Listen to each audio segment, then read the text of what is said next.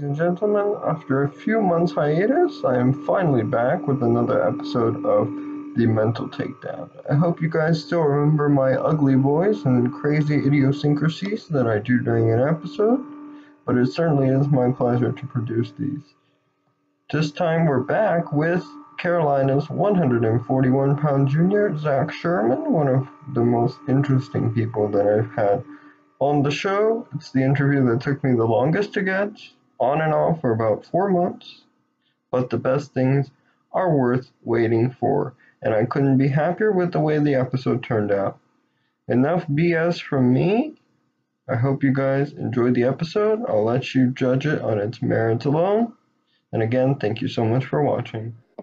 Joining us now is a man of many thoughts and many ideas, many names, whatever he goes by, UNC's 141-pounder, junior Zach Sherman. How are we doing today? Doing pretty good. What's up, Daniel? All right. All good, all good.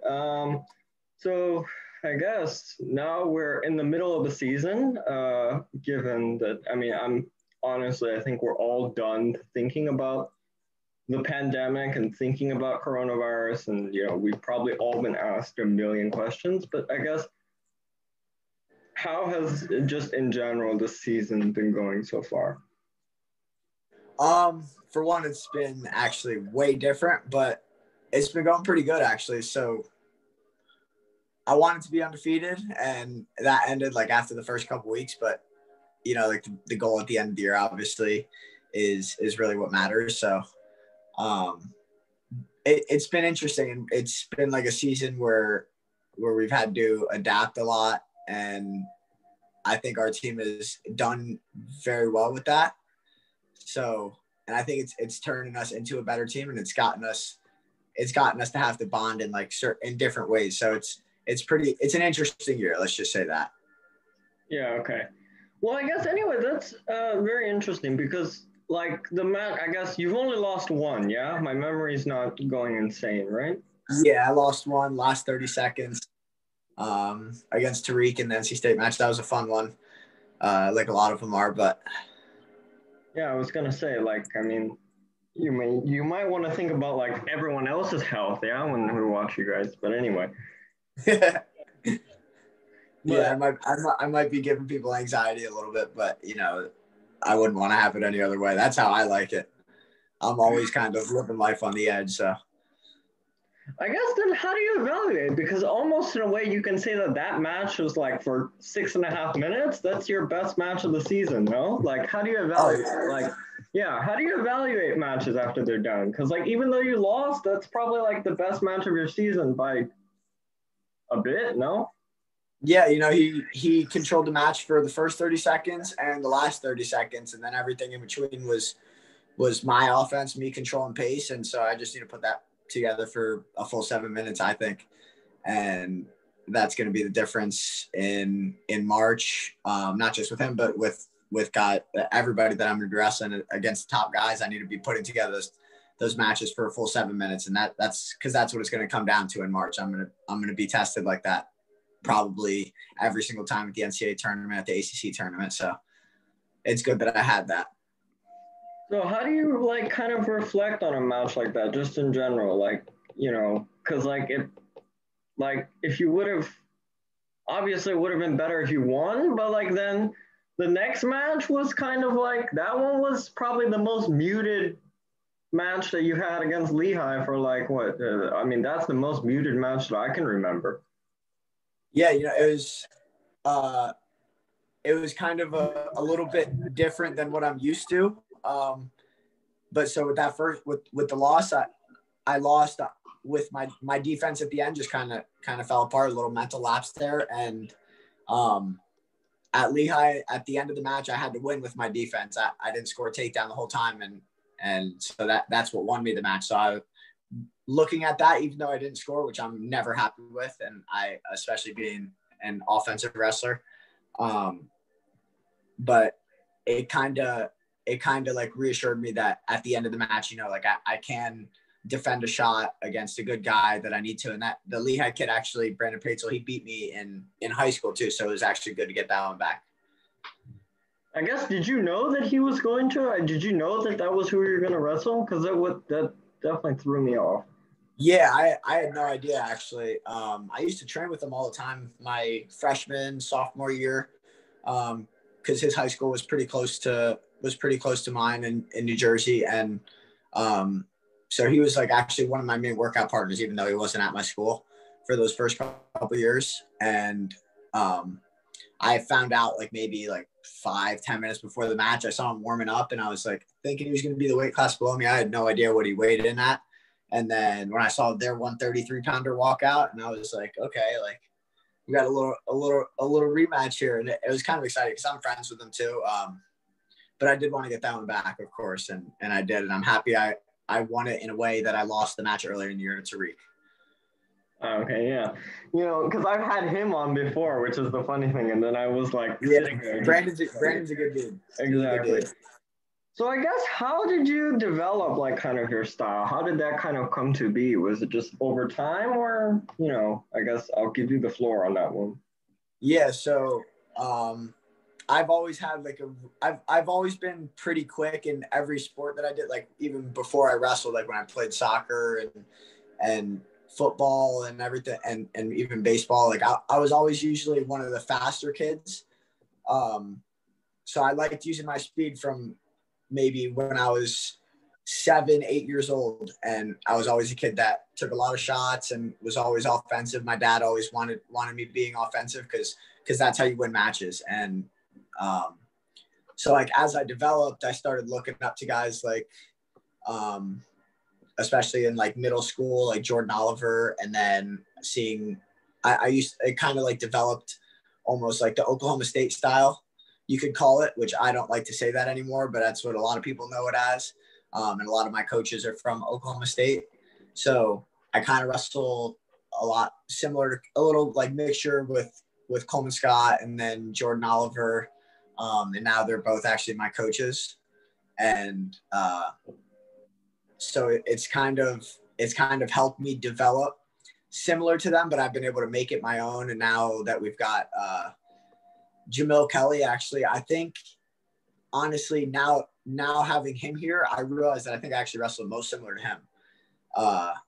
Because he does some other stuff in the tie-ups that I'm starting to get back that I used to go to a lot, and I kind of forgot about it, and now I'm starting to incorporate a lot of that back in. A lot of people haven't seen that yet this year. They will see it in March, and so that's something that people aren't going to really be able to scout much for, which I like.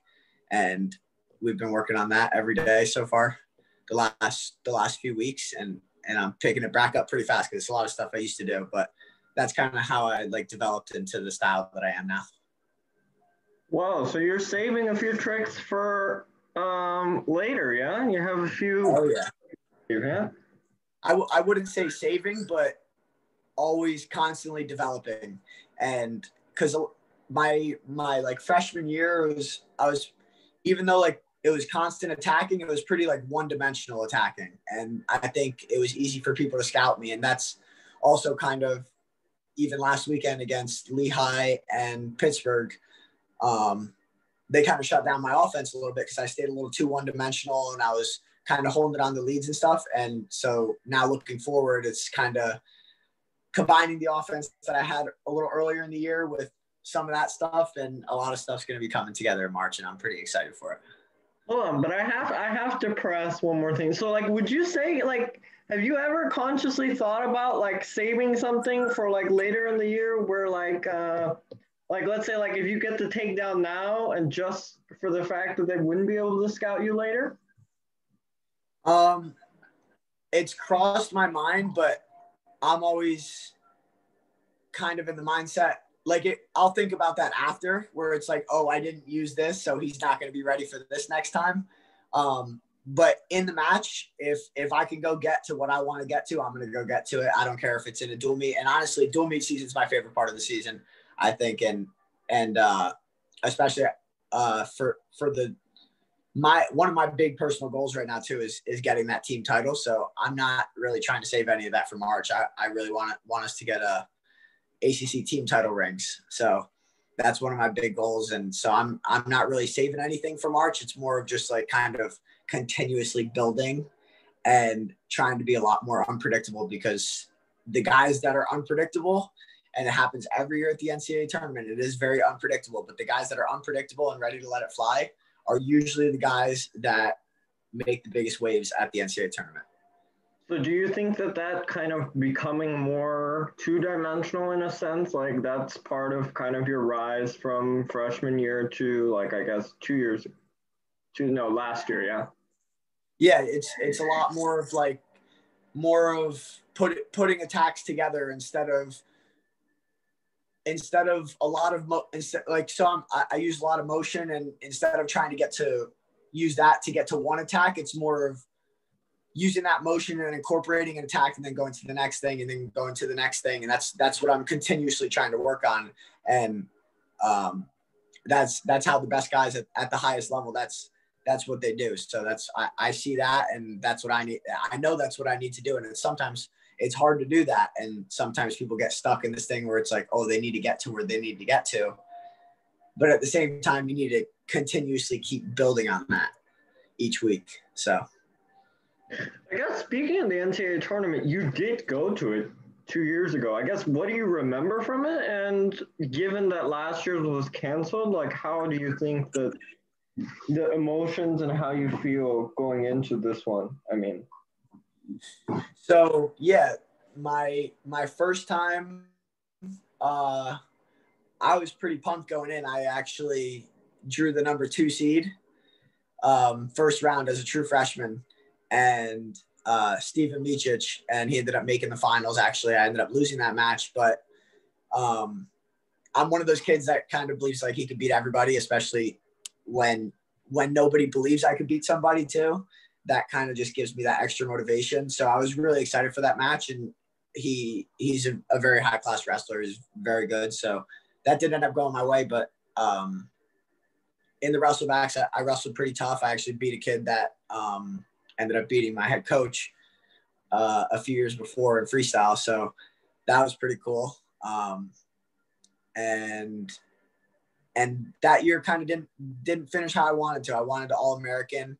I was on the path to. The second match that I lost, I was winning when I lost it, and it was,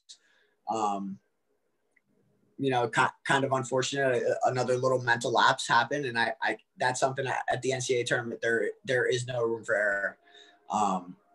So going in last year, I was feeling really, really good and really ready to shock the world, and I was not super as underrated as I was as a freshman, but I wasn't even a top 10 seed. I was the 11th seed going in. So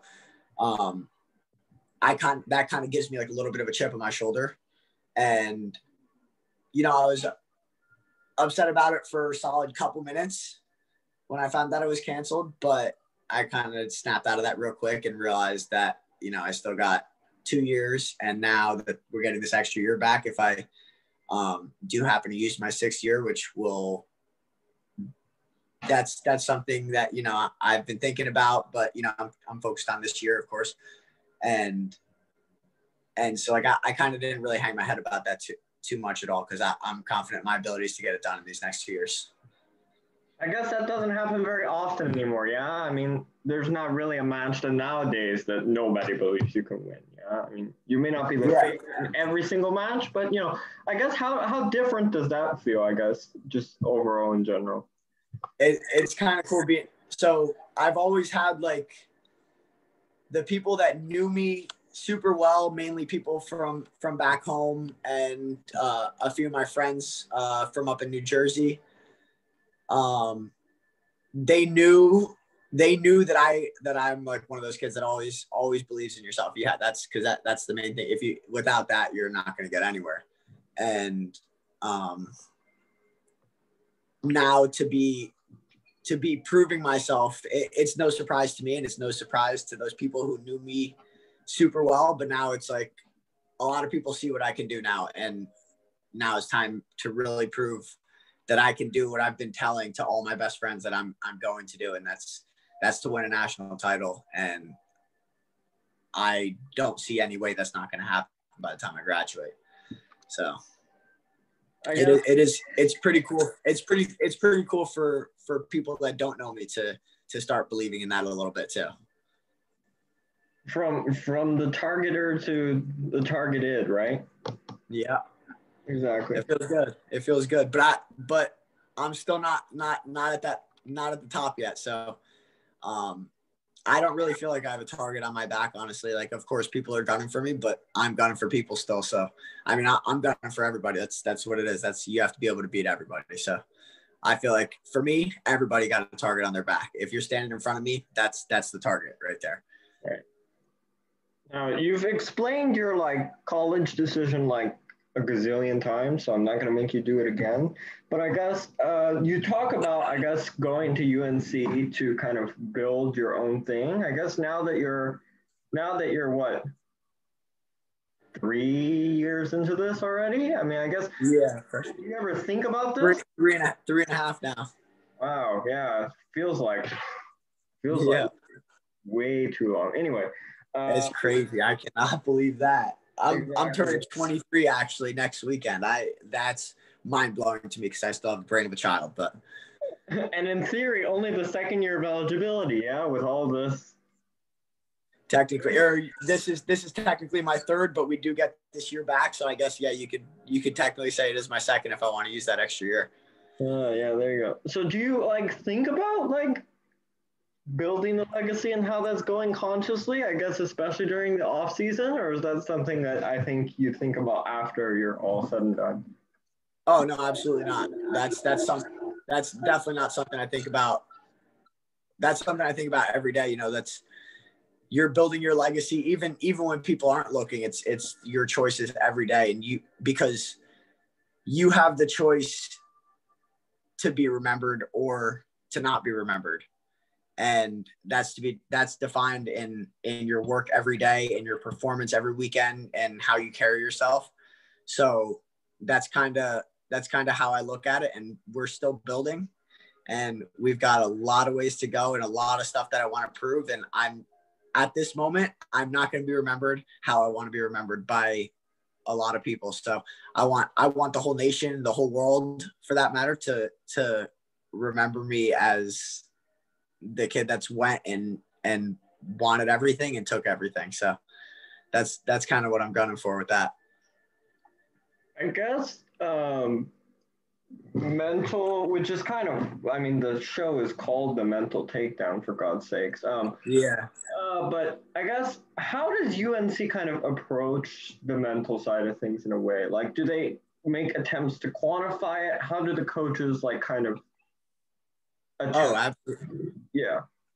Yeah, the mental side of the game is actually huge, and our coaches understand that. I understand that, and that's something that they try and reinforce a strong mentality into us every day, and we've had to try and reinforce that. And honestly, as a freshman, like, I had my doubts in myself, and that's something that, like a lot of people have to go through, especially their freshman year. There was a point where I went in the middle of the season. It was like for a good 2.5 months, I was like 0-9 at one point. I mean, my record wasn't, I had wins on my record, but there was a stretch where I had lost 9 matches in a row. And that makes you, it questions yourself. You question your ability, and you question whether you want to keep going forward. And then you kind of, for me at least, I kind of thought back to, my like 7-8-year-old self watching my coaches in the NCAA finals, and me and my best buddy Bryce Marcus from back home. We always used to watch the NCAA finals together every year, and we would tell each other one of us has to be there one day. And he's not wrestling anymore, so I'm kind of carrying on that dream for both of us. And but it's really the mental side of the game that I've actually been focusing on more this year than ever. And it's in believe it and achieve it no matter what, no matter the circumstances. And that's kind of how this year is. It's it's if someone wants to go take it this year, it's basically up for grabs. There's people that aren't even able to compete, and I feel for those people. Like, I know the whole Ivy League isn't able to compete. A lot of my friends are on those teams that I used to compete with in high school, and especially after watching something that was pretty big for me, watching the NBA championships. I'm a huge Heat fan, by the way, and they were, I think, I don't know what, like the first 5 seed to ever make the finals, and they make the finals against the Lakers team with LeBron and AD. And, Jimmy Butler's not the best player in the NBA.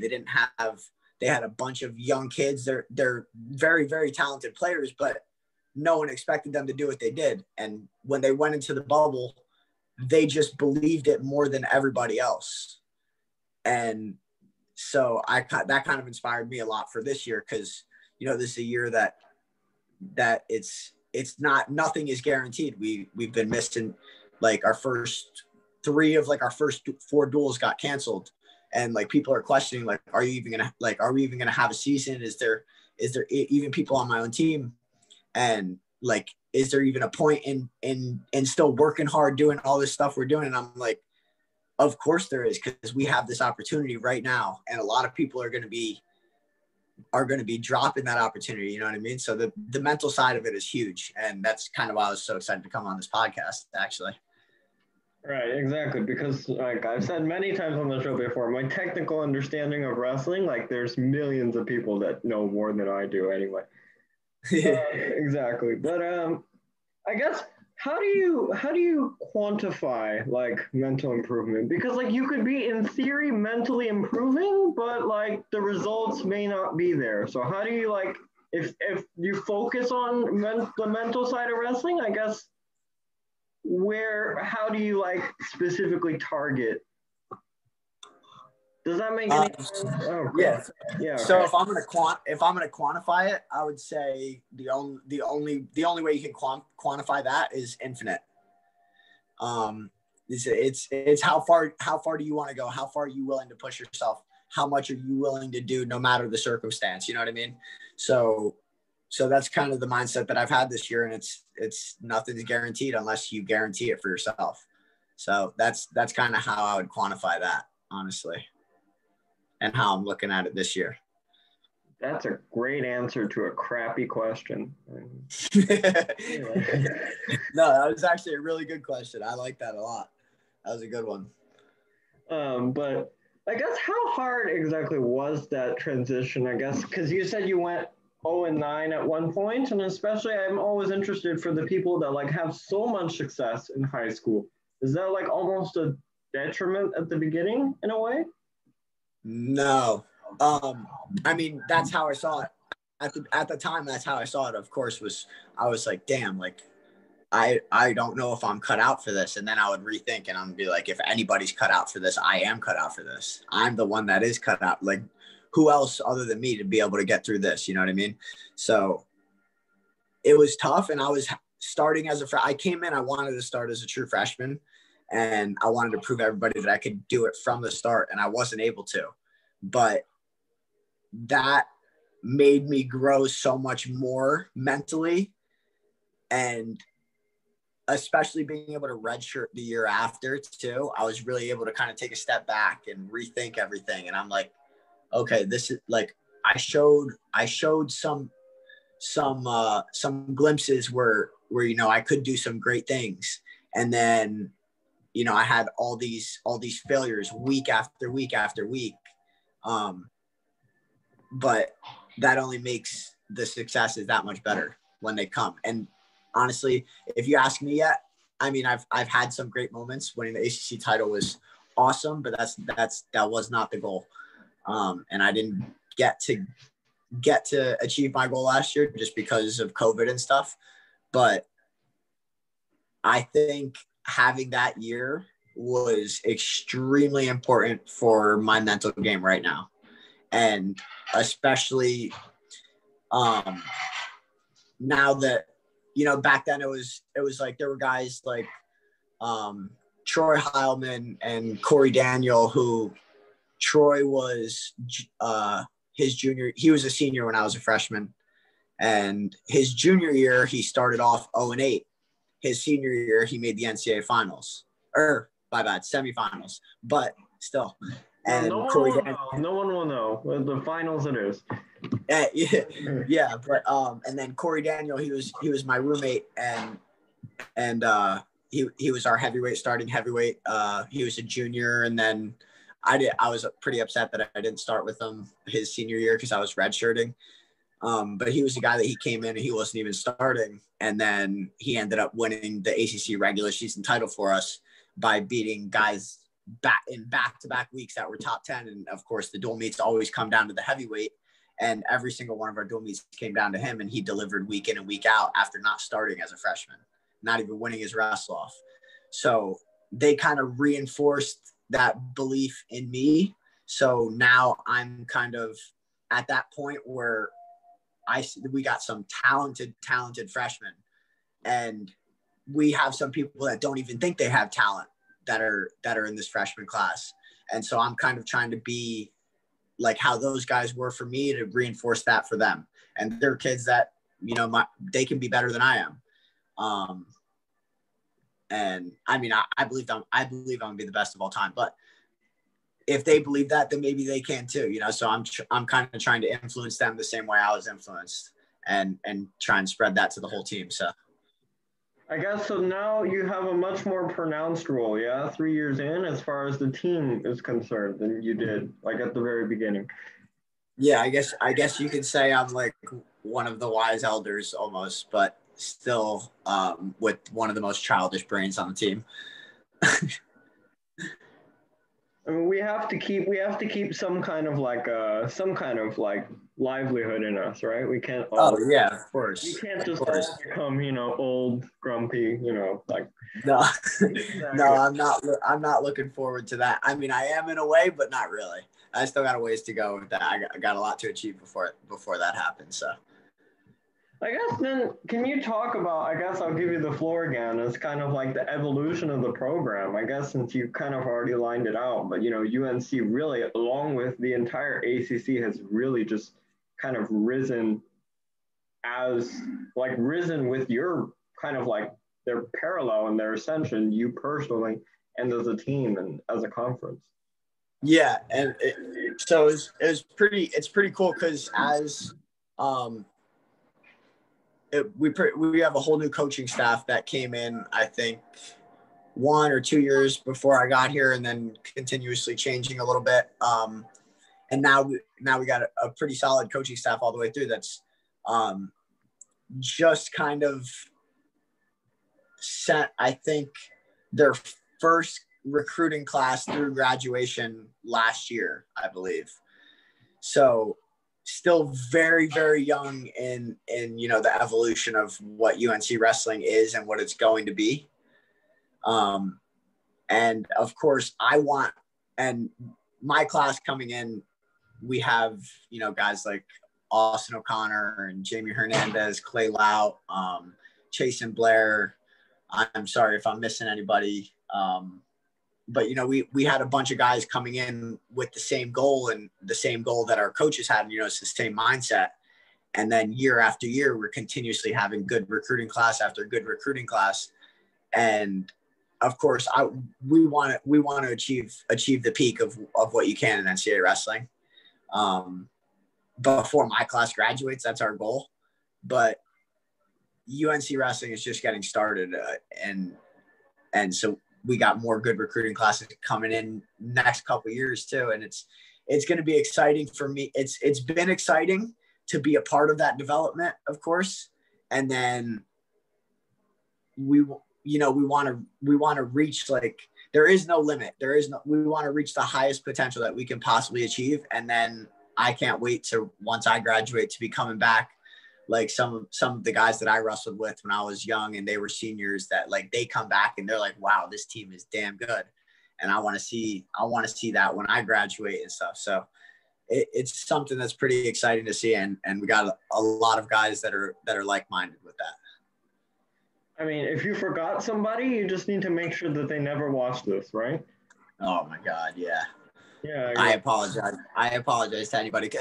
But that's the thing. We've got so many guys like that, and that's why I'm like possibly blanking here. right. So that's a good problem to have. Yeah. Yeah, that is a good problem to have for sure. And I guess oh my gosh, I'm jumping around, but I guess when you're in a match, do you ever like feel and actively think like when somebody's playing mind games? Like, is it a constant mind game battle and you're thinking about that like in between the breaks, or is it much more intuitive? Because I've gotten mixed answers when I ask this question. Oh, for me, it's 100% a mind game. You know, like if and of course, you know, it's a lot for some people. Some people like to not think and they completely let instincts take over. And I'm this. I train to let my instincts act when I wrestle, but it is a constant mind game, especially with certain guys that I'm wrestling. And when I'm in the match, you know, it's always like I'm big on getting guys to react and wrestling off their reactions. And so, you know, it's for me, it's kind of like I want to be playing chess while they're playing checkers type thing.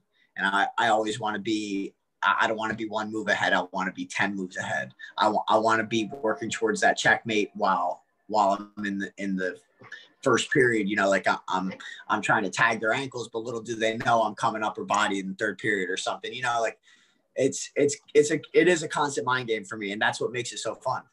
And that, you know, I kind of didn't really have that my freshman year, and that's kind of where I lost a little bit of the love for the sport freshman year.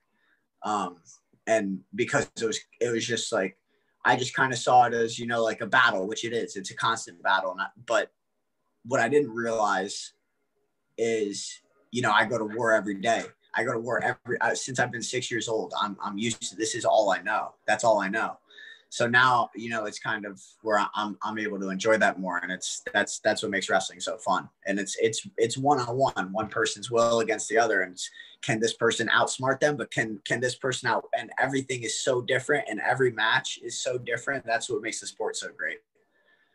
You know, I had a feeling you might say that because the match against just recently, like the match against Virginia Tech, you could just tell your eyes. I mean, you were just waiting for something to happen, and then you know, something blew up, you know, in like 5 seconds. But I mean, you were just, I mean, you could tell that both of you were trying to psych each other out and just.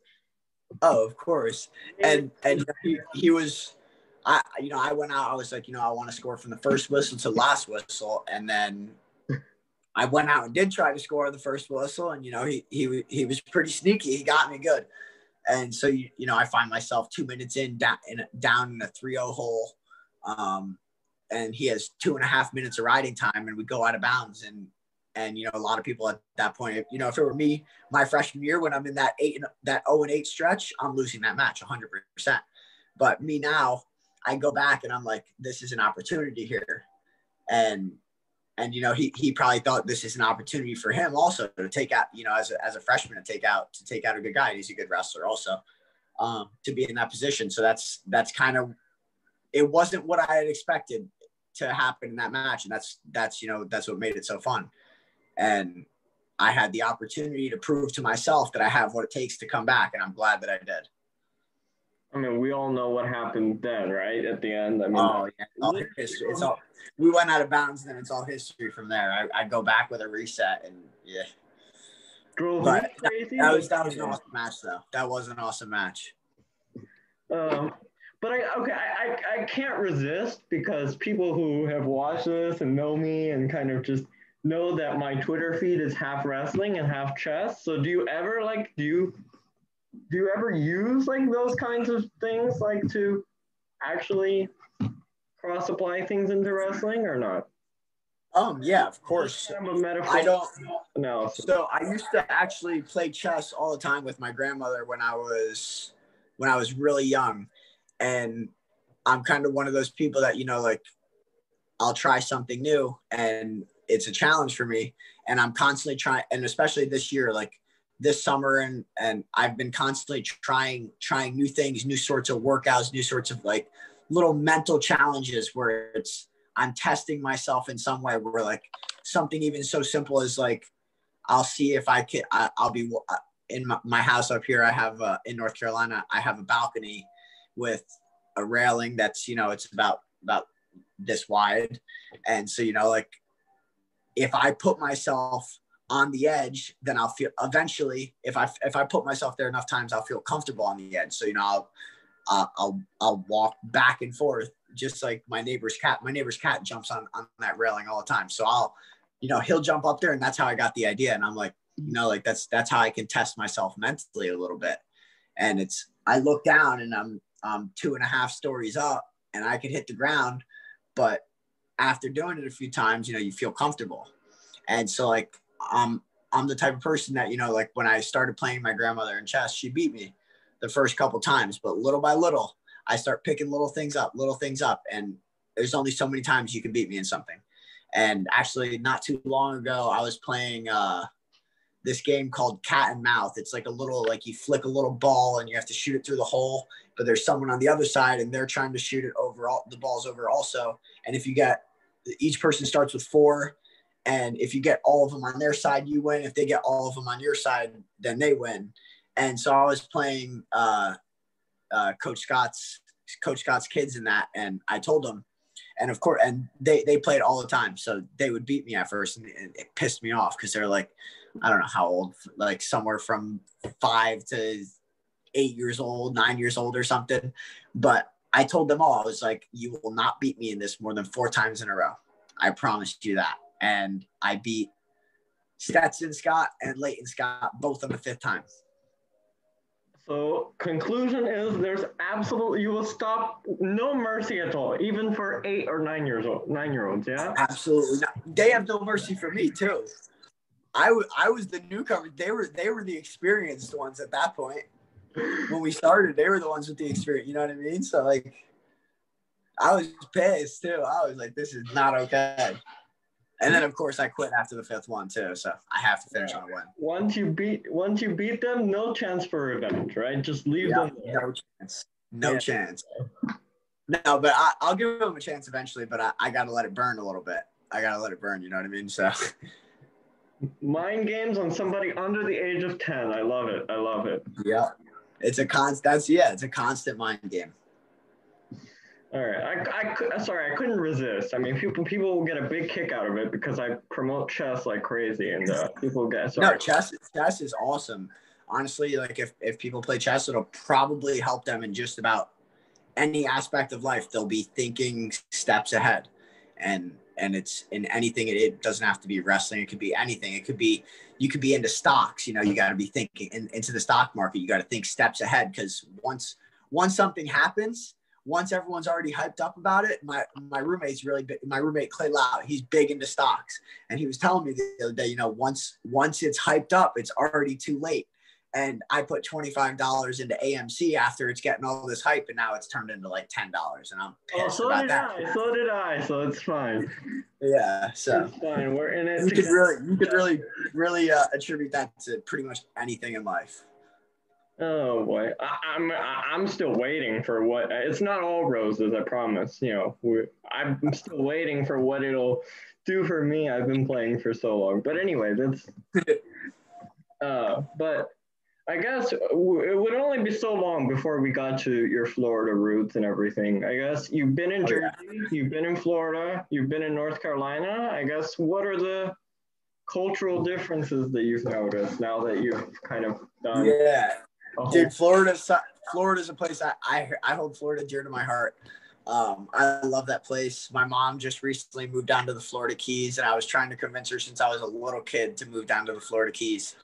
So the last like 2 or 3 summers or so, I can't remember exactly when she moved, but I've been living the island life, and usually I'm just like beach boy, and now I'm like full-fledged like island kid, and I love it. Cannot wait to get back home. North Carolina it's very, very, very different, especially Chapel Hill. I haven't really been able to get outside Chapel Hill that much, and that's something that I am really looking forward to after the season. I'm going to try and get out to Asheville. I heard that's a super cool place, kind of like a hippie town vibe. I want to get to the mountains, the Smoky Mountains, and go on some like hiking stuff and get to the beaches. I heard the beaches. I did get to the beaches a couple times this fall. It was a little bit cold, but I made sure I wanted to jump in the water, and that was like a little mental test for me also, because I don't really experience cold water in Florida at all. So I'm like, if I could experience the cold, my heart will get a little bit colder if I ever need it to be. I got a cold heart, got cold blood. And I always like to say, I got ice in my veins and stuff. So, but North Carolina, it's very, very different. Especially Chapel Hill being like a college town. But I love it here too. Like I wouldn't trade my experiences in Chapel Hill for the world. But there ain't no place like Florida. I love Florida. It's the Keys are honestly my favorite place that I've ever been on planet Earth. I still have yet to find a place that I like better, and I'm sure there might be, but it's just the lifestyle, the easygoing, the fishing, and just everybody, such friendly people. But that is what I found in common with the Florida Keys and North Carolina, that everybody's super friendly. But then you also, in Florida, you got Miami and West Palm Beach and my dad, I grew up in Fort Lauderdale actually. So I've been always just kind of through West Palm Beach, Fort Lauderdale, Miami area a lot. And I love the fast paced city life with the beach right there and everything. That's also a place that's an area that's unmatched. So, yeah, I guess that's what I got to say on that. But Florida wrestling, actually, that's something that's up and coming, and that's something I really want to be a part of too. So I've been the last couple of years, I've been one of my buddies started running this camp called Florida Pride, and it's the biggest camp in Florida every summer. So I've had the pleasure of coming back and coaching for like a week and a half or a week or so, whatever it is, the up and coming youth kids in Florida.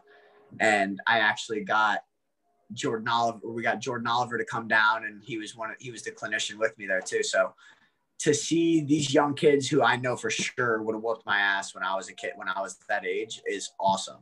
These kids that are 6, 7 years old. And because Florida, so I left Florida when I was in 8th grade to go to New Jersey and wrestle at Blair Academy because I wanted a better chance of getting into a college like North Carolina and getting that exposure, because a lot of my friends in Florida didn't have that. And a lot of them that could have ended up Division I. They didn't, solely because of the exposure, and very few do. And so I did it, and I'm, I regretted it for a while, but now I want it to be, I did that. So now like Florida, they could do that from their own home state. And I'm seeing that happen. Florida wrestling's blowing up. It's getting awesome. And the depth is getting better. So that's also something that's really good for me to see. I mean, I was going to say, like, if you, once you go to the Florida beaches, I mean, there's not much that can top that, right? So, I mean, exactly. I mean, here as a Houstonian, we have Galveston. There's more oil from the Gulf of Mexico in there than actual water. But anyway, that's just me venting my frustration. But, I'm slightly jealous. But yeah. Well, actually, my mom is on the Gulf side of her island too. So technically, I guess my mom lives, you could say, almost in the Gulf of Mexico, in between the Gulf of Mexico and the Atlantic Ocean. But there's like a mile on each side of the island, pretty much. So that separates it. Well, I guess going back, I guess the honesty, I guess this question is where I'm going to need you to be 100% honest, because I guess you went up to Blair, which is one of the let's just say the best high school program in the country. And then of all time, the greatest of all time. I didn't get to build it, but the greatest of all time. I got to be a part of it. Yeah, let's just say it, like, not one of the best, whatever. Let's not be politically correct. The best. Anyway, but I guess how has, I guess as media has grown, and there are crazy people like me that, fire up a computer and interview people. And how has, I guess you're, as a wrestler, I'm always curious, like how media exposure and how you, I guess, having had media exposure for the better part of 8, 9 years now, how's that? Remember, answer the question like I'm not here, so be honest. Yeah. So, I mean, when I was in high school, it's the wrestling media, honestly, had really kind of just started, or maybe a little before I got to high school. But with like Flow Wrestling and stuff, just kind of started growing a lot, and it helps. It's great for the exposure of the sport, because there's a lot of great content that comes with wrestling that a lot of people don't get to see all the time. And especially now that I'm here, I got to give a shout out to my guy, Joe Widra. He's our director of operations here at UNC, and he's in charge of like all our media stuff. And he does an awesome job getting awesome content of us out there. Anything we want and anything we need, he is the guy.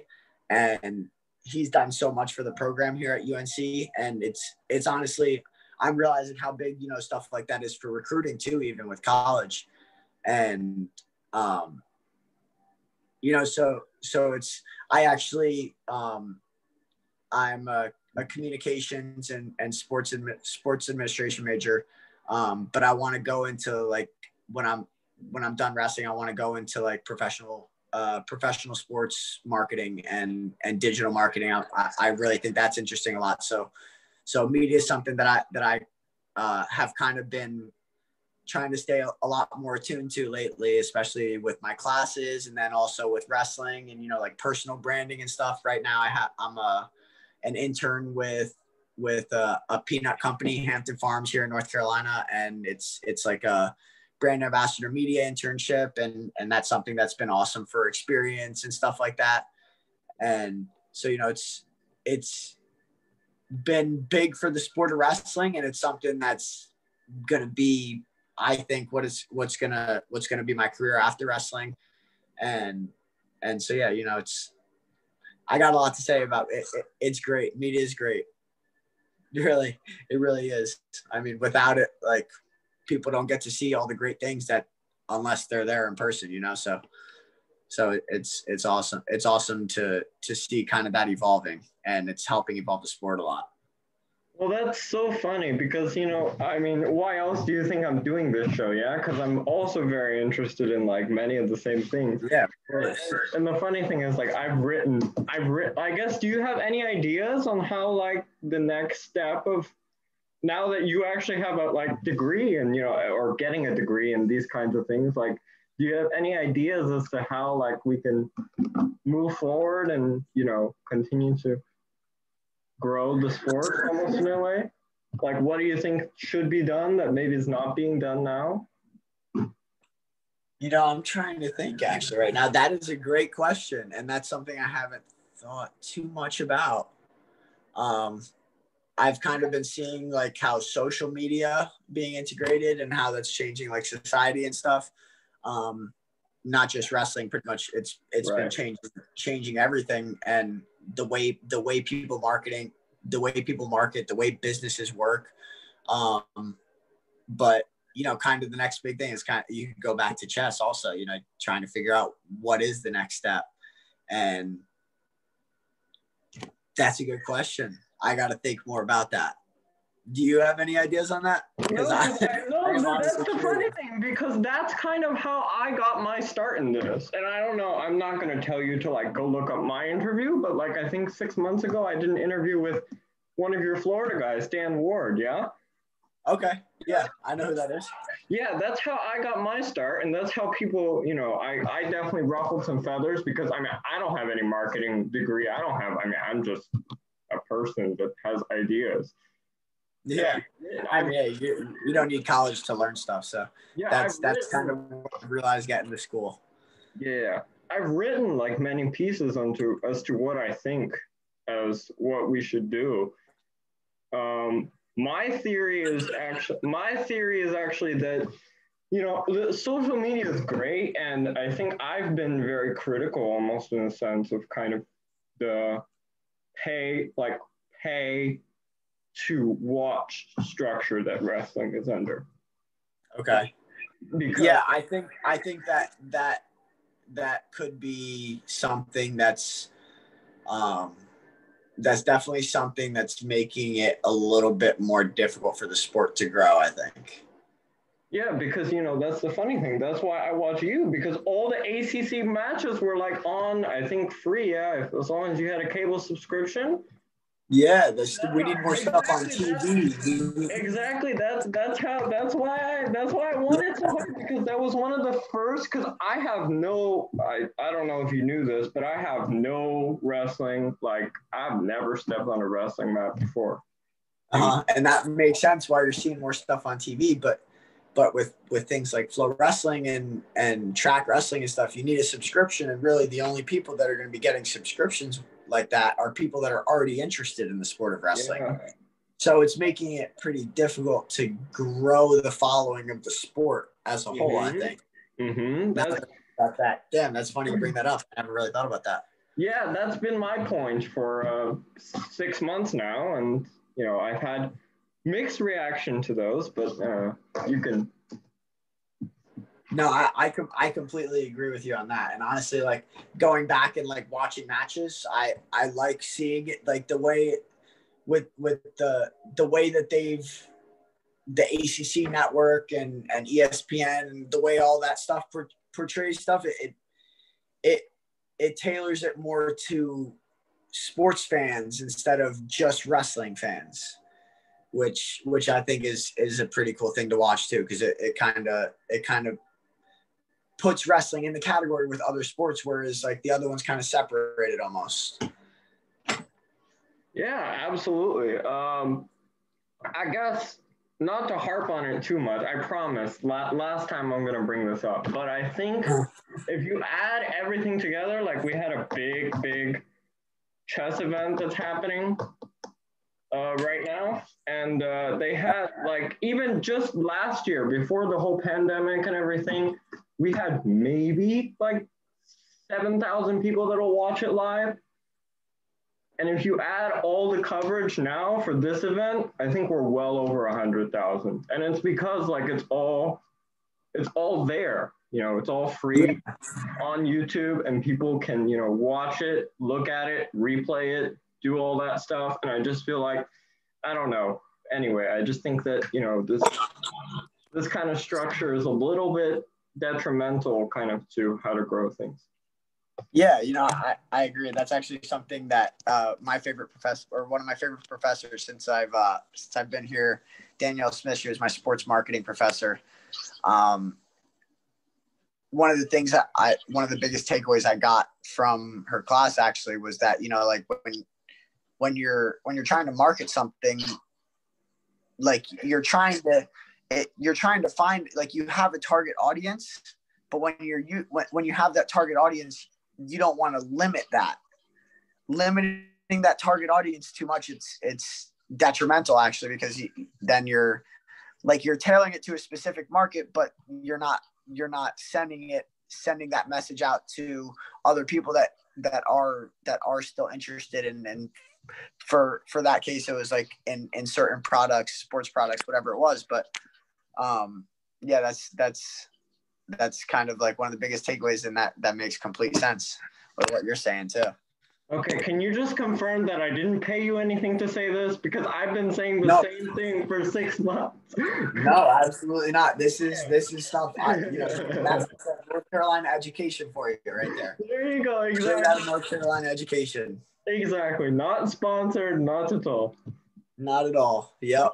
You've been stuck with me long enough. So my last question is always the hardest one. And if you don't know anything about me, that's a very sarcastic. But so I guess to end on a fun note, I guess if you know what I'm talking about, it was a couple of years ago, but how the hell did they get you to take a picture in a box? Oh, so I actually pay raise. I think I'm trying to remember. I think it was my idea, because like, you ever heard of like Jack in a Box? Yeah. Yeah, so I was like, all right, like it's season. I was like, I'm about to pop out, and I was like, wait, I'm about to pop out on him like a Zach in a box, and it just kind of stuck. And I was like, wait, I wonder if I could like actually fit in a box and like me like popping out. And then so that's kind of how that picture came about. That's one of my favorite pictures of all time. I need to put that on a T-shirt actually. There you go. Of course, only a marketer, only a person that thinks like a marketer. That's what. Yeah, dude, exactly. I got a creative mind, so. So how did you make that work? Like, did you just have a box laying around, or did you actually have to find somebody to like get a box? No, dude, there was just like in the locker room somewhere there was a cardboard box that had maybe like T-shirts or something in it, and I just dumped it out, and it was tiny. It was a little box, like maybe like this wide, like this tall, and I was like, all right, like let's see if I could squeeze in here, and somehow like I was like kind of like, but like I got in there. It was funny. All right, you've been stuck with me long enough. I mean, we talked to you make my job so easy. I mean, I'm not even kidding. I mean, this interview. Yeah, that was awesome. Thanks for having me on, man. I broke my promise. I said 30, 40 minutes, and it's been way longer than that. Really? Yeah. What time? I think we've been on for almost an hour, so. Yeah, I will let you go. I hope you have a bunch of good stuff. Yeah, I will let you go and do whatever you need to do. As I always say, I don't wish you luck for the season because you don't need it. You're good enough without it. And make it happen regardless. That's the goal. That's the mindset. Yeah, there you go. Come back on when you are at the top of the podium in a few months' time. Will do. Thanks, man. You have a good night. I'll send you the recording. Awesome. Sweet. I hope you enjoyed that episode. It has certainly been a pleasure getting back on the mic and talking to these people once more. You don't realize how much you miss it until you don't do it anymore. I will be cranking out hopefully weekly episodes, but again, the show is always free flow and kind of just I take it by ear. Thank you so much for all the support. If you want to support the show, subscribe, like, follow, do all that good stuff. And again, thank you so much to Zach because the show is all about the wrestlers and not about myself. Thank you so much and have a great day.